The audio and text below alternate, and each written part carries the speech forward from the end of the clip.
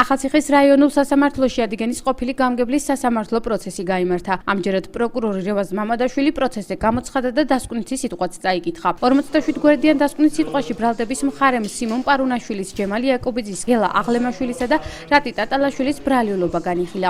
დასკვნითი სიტყვის წარდგენა საათ ნახევარზე მეტს გაგრძელდა. სხდომის დასრულების შემდეგ ბრალდების მხარის გამოსვლაზე კომენტარი დაცვის მხარემაც გააკეთა. გიორგი გელხაური განმარტავს, რომ დასკვნითი სიტყვა არ ეხებოდა რომელიმე ბრალდებულის ბრალეულობას. ეს იყო ის აბსურდულ თხრობით რეჟიმში მოყოლილი ამბავი, რომლის გამოც დღემდე ვერ გარკვეულ ვართ, აქ რატომ დავდივართ, განაცხადა სიმონ პარუნაშვილის ადვოკატმა.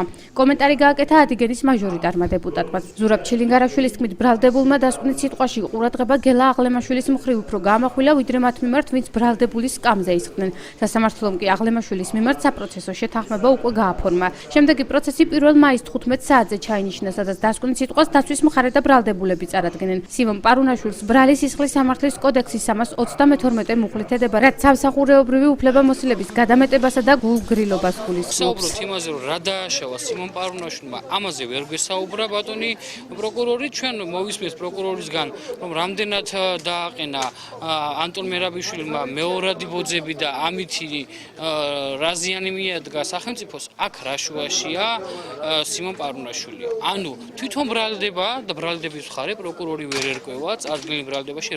იცით რა ახალი ის იყო, რომ ბრალდებულის სკამზე იჯდნენ სიმონ პარუნაშვილი, რატი ტატალაშვილი და ჯემალ იაკობაძე და პროკურორმა მთელი თავისი ბრალდება აწყო გელა აღლემაშვილზე,